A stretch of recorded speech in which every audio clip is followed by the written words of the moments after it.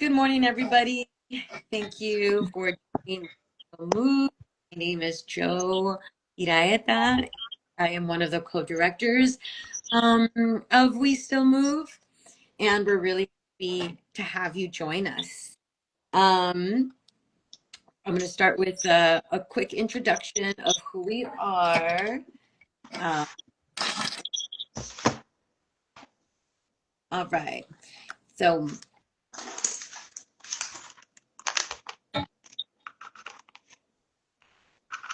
welcome. Hi, everyone. I'll send the waves in.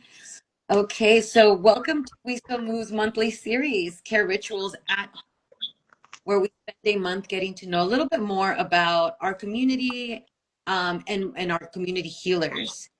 Um, we are a community organization cultivating being, resilience, and joy through movement and the healing arts. Programming is by or queer of the global majority centering and celebrating ancestral wisdom and emergent practices. We envision a world where embodiment paves the way for community and possibility, creating culturally affirming spaces to reconnect with ourselves and each other. And so today we start our monthly features with our beloved Misha, who will tell us a little bit more about her practice, her lineage, um, um, why she chose that practice, and go into just a little bit of storytelling behind these ancestral wisdoms. But before that, I'd love to give you a little bit more context of why we're doing these healing practices at home again. And we moved away from our community care clinics that we've been hosting for the last 6 months. Our care rituals at home is our way of shifting our programming to meet the current needs of the season with the attacks on our communities from ICE occupation. Our virtual programming can be attended from wherever you are in a safe place. All right. Um, We've also shifted in trying to create a space for all of our healers. We've been working with over 25 healers in the past couple years, and we are working together to create a plan to sustain our healing artist network at the same way, provide different avenues for the public, or the community, to be able to access those needs. And so the Healing Artist Network is a partnership with our growing network of over 25 BIPOC healing artist practitioners to support the well-being of our community healers. Together, we nurture care by uplifting culturally rooted healing practices that sustain our collective resilience. All right, so let's put the spotlight and let's switch it to our feature of the month, which is Misha. Misha, please introduce yourself, and then we'll get started with the juicy conversations and questions to kind of unfold our 30 minutes. Yeah, introductions I feel like they change every time. My name is Misha. My pronouns are she, her. And as of right now, you may recognize me from some of these care rituals events, or just facilitating other online events for We Still Move. But I am an embodiment facilitator, and then within the capacity of We Still Move, I do a lot of our social media, a lot of our uh, email blasts, things like that. So I also kind of help create infrastructure, kind of like behind the scenes for running different types of embodiment programs, healing arts programs. And yeah, yeah, I don't know what else. What else would you include in this kind of introduction, Joe? What else sounds interesting? What else would you want to know? Well, I mean, you summed it up pretty well. Misha wears many different hats within the organization, but also the larger community, and has been facilitating our current embodied wellness session. And so I think with that, let's just get into the healing practice. Thank you for that introduction. And so we are really wanting to provide ways that people can heal from their home, we wanted to get into the conversation of what healing arts do you practice, and can you share a little bit about them? What is working for you at the moment? Yeah, so it's been interesting. I think since maybe I've always loved dance. I've been involved in dance I was um since I was a kid, both, within my community and also you know, just in so many different things. Dance, I think, as a practice in and of itself, the biggest umbrella has been, I think, or I guess dance is the biggest kind of umbrella of um, art, I think, that has facilitated a lot of healing for myself, has connected me a lot to different lineages of my own ancestry. I think um, in kind of like exploring and experimenting with lots of different spaces of dance, I think that's a lot of where a lot of my experience in um, organizing community movement spaces, community spaces in general, like, wanting to be able to build spaces for folks to kind of show up and move their bodies is something that I've done a lot of over the years, like through college, even after. I think as far as the modalities that I'm actively practicing right now, one of them is, of course, dance from the heart through We Still Move, and that's a modality that leans on the elements to kind of envision, our biggest goals, dreams, visions, manifestations, and to connect our body. Connect our visions to our bodies with the support of the elements to kind of bring those visions into reality, this kind of like bringing them into action by involving our body in that process um, of building. And so that, of course, was created by Sophia, who is the founder of We Still Move. And the other healing modality that I am actively practicing is called the Resilience Toolkit. That's through Lumos Transforms. And it's kind of like a framework, a set of tools for navigating stress in a way that centers comfort, support, and ease through kind of like incremental, like noticing shifts, and ultimately towards transforming both our habits and transforming our habits in ways that transform our systems at large. So that's kind of like the the like official modalities that I practice. I think personally I have a lot of practices around ritual. I think as someone who navigates life, but also just community and spaces with just like a collection of different neurodivergences, routine is like a big part of how I tend to my inner capacity. And so, uh, a lot of the ways in which I care for myself, I consider a practice. A lot of the rituals and routines that I tend to for myself through each season feel like a practice in and of itself. It doesn't necessarily have any sort of like official name, but it is something that very much informs the way in which I show up, and the way in which I craft and facilitate space with folks. Yeah, no, and it seems like you've been able, this has been something that's you've started very early on, is kind of, experimenting or exploring these different types of rituals and different types of practices. And yeah, so why did this become an interest for you? Like, how did you, pick that, the trauma, like, how did you pick that up? Why did that become important? And then, yeah, how did it lead you to become the practitioner that you are now?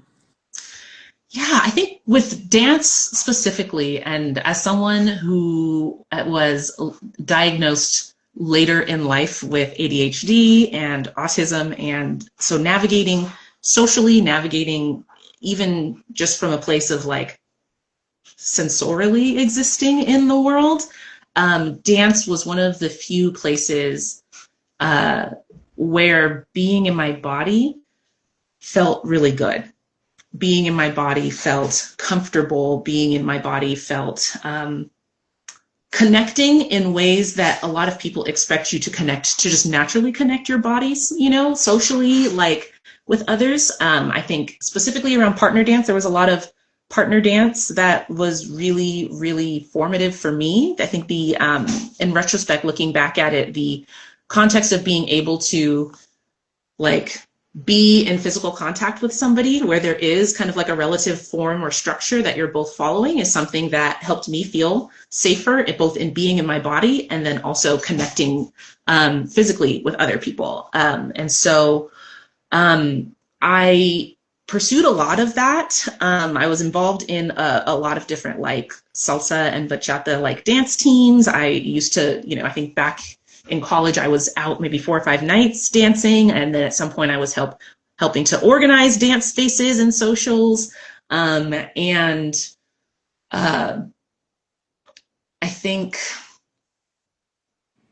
what led me to then kind of want to start facilitating with a trauma-informed lens was a few different things. I had been, you know, at this point, I've had over like 10 years just being in dance spaces and particularly partner dance spaces and being able to notice the dynamics that can be predatory along the same lines, you know, of both like racial kind of like exploitation, misogyny, gender-based violence, especially within different partner dance spaces, and even in personal spaces, like learning in and of itself is a really vulnerable act. And then to show up to a class, maybe it's something you haven't really done before, to then be in a class where now you're adding in the physical connection. Physical connection can also be something that is very loaded for a lot of folks, especially if, like myself, you're a survivor of gender-based violence. And there just were a lot of friends who would say, you know, some of their first classes, even if there was something that they decided to continue to pursue, would come out of a lot of their first dances, their first classes in a partner dance style, something that's brought me so much joy, coming out of these first classes in tears, just from kind of just like a, you know, like even if the class felt like it went well, just the overwhelm that can provide for a lot of folks. And then also seeing different teaching styles where, you know, that's not necessarily sensitive to folks who may experience a little bit of like, you know, experience tension or nervousness around touch. And so seeing that kind of like, there wasn't a whole lot of like space or time allocated to adjust into these spaces where you're like in physical contact with people. And then add on top of that, the kind of like dynamics that can exist at different socials, especially if it is predatory or there's a lot of like pickup culture where folks are, you know, being hit on or like expected to kind of like, it's a lot of different social norms to be new at and to navigate.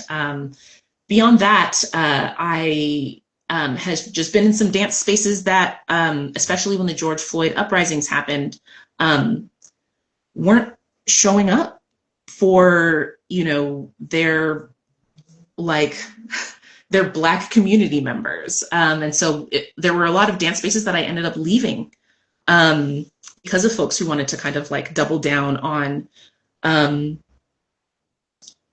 a lot of different like empty words and things like that. And we see kind of like, you know, echoes of that happening today. There was a huge kind of like sense of loss of community after leaving a lot of those spaces. And so that's actually when I found Dance from the Heart through someone who had recommended it to me, leaving a place that had kind of felt exploitative, leaving a place that had felt almost kind of like trying to, just leaving places that really only wanted to perform the idea of like dance as a community space, and that wanted to like maintain a lot of the hierarchies that exist in systems of oppression, and we're very okay with allowing those systems of oppression to be replicated in these smaller spaces, you know, as they do. Um, and so going into it knowing kind of like the ways in which uh, the things that I wish that I had had, kind of learning and being new at dance, and wanting to create spaces that um, that acknowledge and take that into account. I think it was interesting to experience such a juxtaposition of experiencing so much joy in being able to dance and connect with people, while also having experienced some of the most traumatic things that I've ever experienced, from people in spaces that in those community spaces. So as far as wanting to adopt a trauma-informed lens, it felt kind of like natural to be like, especially in these practices where we're connecting with each other on an energetic level, on a physical level, it makes sense to add in something, um, Right. to create that sense of safety, from the get-go. Yeah, and Everyone gets comfortable. it feels like it's been full circle for you. And, I think it's really interesting that you started the conversation with feeling safe in your body. Often people don't feel body they go into the dance spaces, and often that's part of the I think a lot of this embodiment movement or somatics practice is to reconnect to the body, to feel that safety, to feel that empowerment.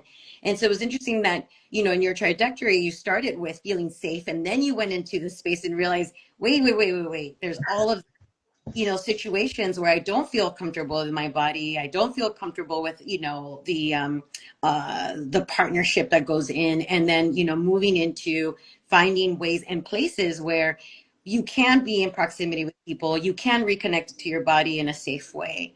And so, I feel like for the audience, I'm sure you've had experiences in various areas where you feel really connected to your body, and dance just becomes a very natural place. But most of the time, or not most of the time, but it can't be a place where you often feel like your body's not welcome there, or the expression that you carry is not welcome, or it's supposed to look a certain way. And then Mhm. oh, joining with someone else, that brings a whole universe into it, right? A Yeah. whole. And so, which is why I appreciate uh, dance from the heart and embodied wellness, because you do get to hone in to where movement initiates, which is at your core, is at who you are, at your spirit. And so, with that in mind, what kind of lineages, like how does your um, who you are, and your community, culturally, how does this practice, or what lineage of knowledge or wisdom inform how you practice now? Yeah, I think as someone with both, um,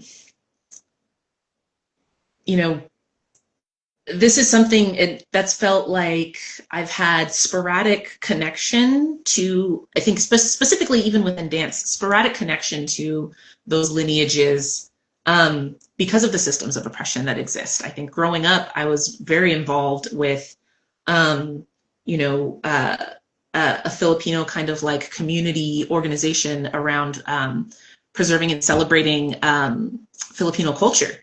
And that was something that I did every year. Like me and my siblings, we would go and gather with a bunch of our other cousins, like through this community org. And every year they would have at least 3 or 4 productions where it's like, oh, like all these different ranges of kids, like from like infants to like teenagers and beyond, are doing all these different dance routines. And some of them are like with contemporary like music and dance. And a lot of them were with, different traditional kind of like Filipino dances. I think, even with my mom, she's a Black woman, but her, my love of salsa and bachata and Argentine tango, the ones that I really got involved with, came out of something that, she loved doing with her body, and she like, used to belly dance, used to teach belly dance, like, she was involved in a lot of different dance spaces as well. And so I think even though, you know, these wouldn't, you know, culturally aren't like directly connected to my lineage, I think that form of expression of connecting with dance and movement in a way that is both joyful and a way that is like something for oneself, you know, my mom, you know, like my parents were divorced, but growing up, like my mom, you know, we were raised very much together, but it still, I think the idea of being kind of like a Black mother in America, it was a really formative experience for me to both kind of watch her take some time out, like to go take a class for an hour or something a week, and then to eventually start teaching classes with people, to eventually start bringing me to those classes with her. There was something very deeply ingrained about that, about like, you know, whatever it is that you love doing, um, let's take time to do it. And, you know, let's, you know, I want you to see, you know, this doesn't have to be some like thing that it's like, oh, this is like my adult stuff that I go do by myself. It's like, no, no, no. Like once you're old enough to come to these classes, she would take me with her. I think, so that's kind of like some formative experiences from there. Mm-hmm. I think especially now, there's also a lineage about um, uh, standing up and speaking out against abuse. You know, there's a lineage there as well of like my family, and particularly the women in my family being people who would speak out against things happening either in a family or in an organization or in a community or in a group, that were happening that were not okay. You know, uh, you know, there's stories of them escaping all different sorts of gender-based violence within kind of like both our own family and other um, just even other like situations and spaces. Um, and I think especially now there's like a lot of um, the part of survivorship that has to do with what it looks like to re-inhabit your body after trauma. That's something that is also, I think, has been coming up a lot in my own family lineage, uh, and is also very deeply connected to why I host the spaces that I host, and and hosting them in the way that I host them, and facilitate in that way. Um, Even on my dad's side, like, so my mom, huge, very, very big history of dance. Uh, my grandma, who, on my dad's side, who survived occupation in the Philippines during World War II, she came here and, you know, would regularly uh, dance as she was gardening, sing as she was gardening.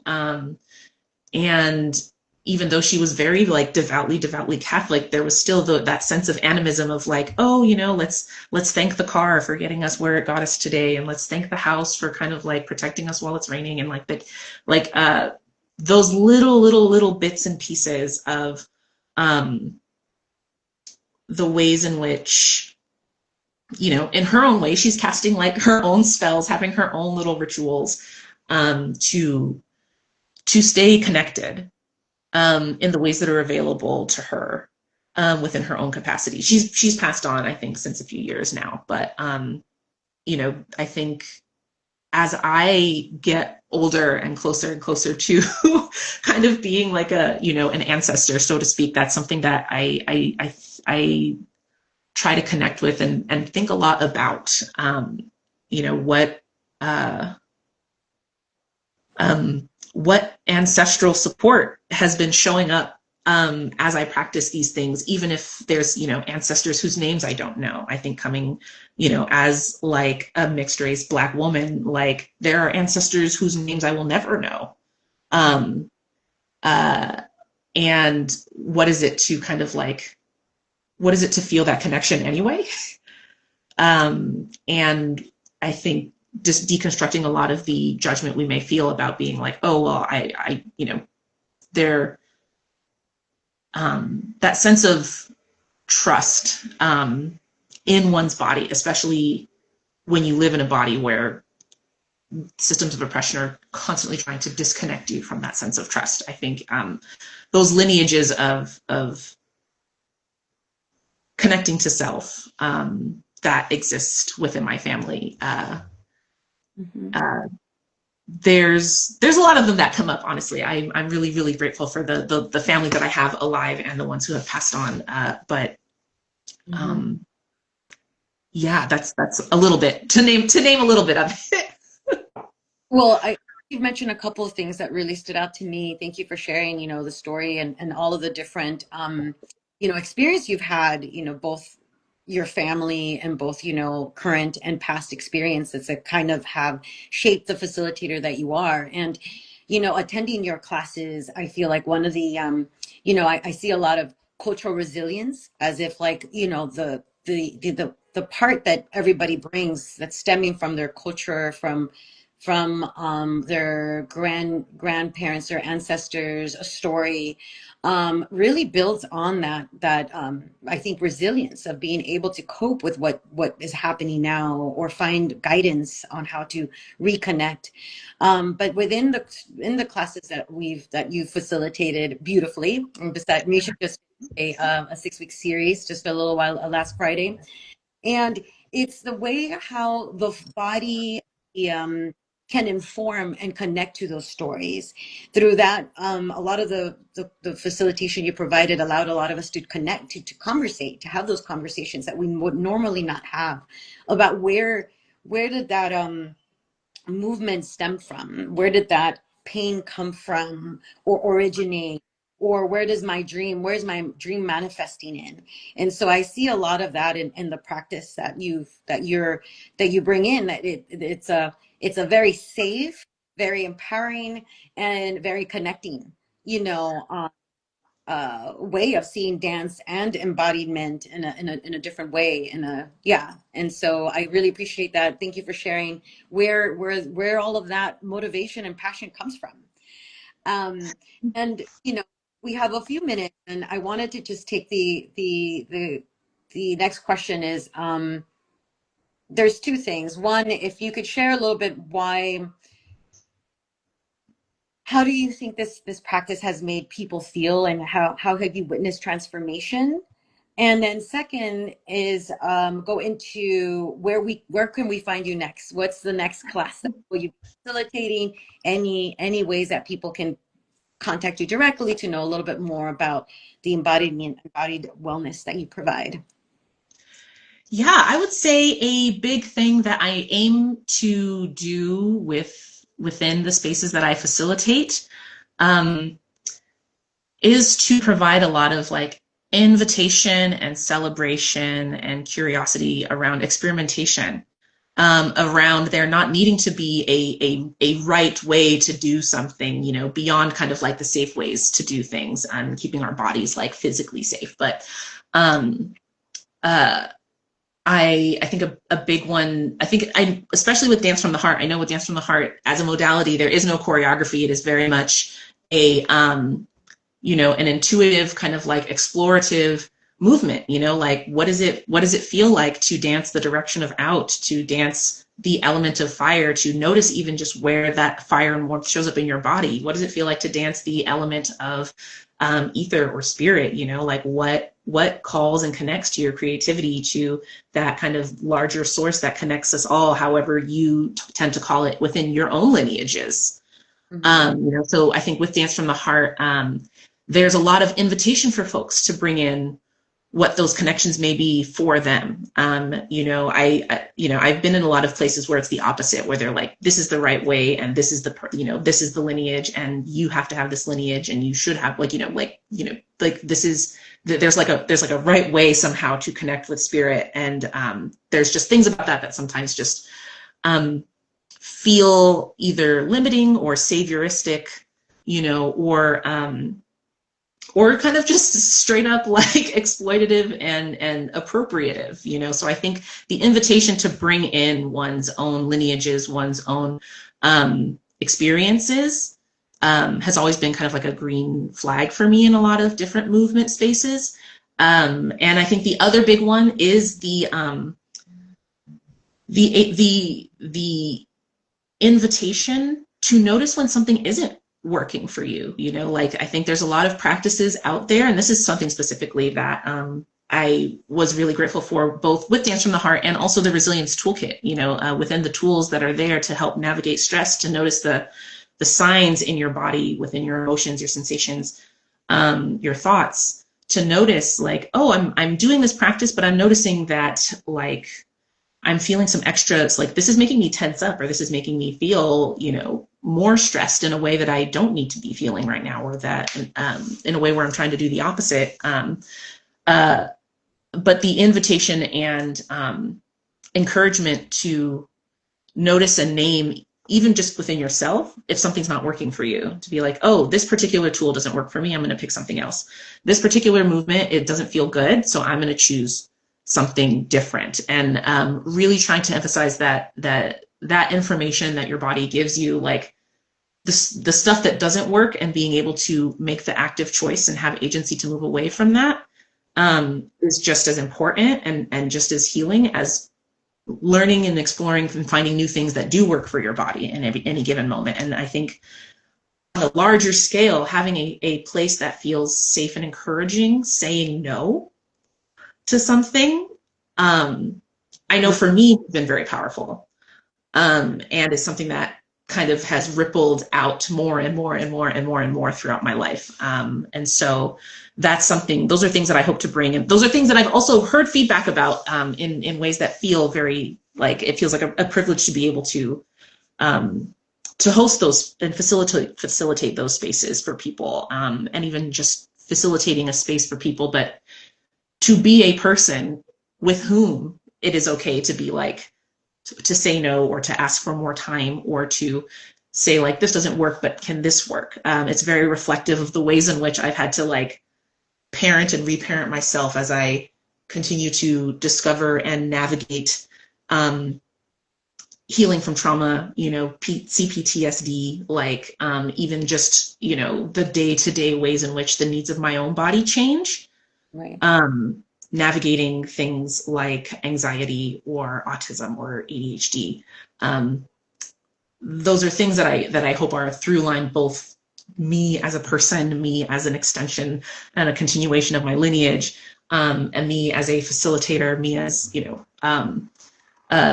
a builder, you know, whatever context I'm in beyond the classes that I facilitate. Hopefully that is like a thread that I am weaving throughout the world, to be honest. But yeah, those are two big things. And then as far as where people can find me, I'm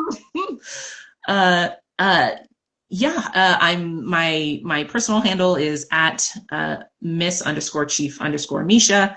And the practice that I kind of am growing is called Ritual As. You can find me at ritual.as, where hopefully I will, you know, be continuing to offer group and one-on-one sessions within the Resilience Toolkit, as well as offering consultation on bringing trauma-informed practices into movement and dance spaces.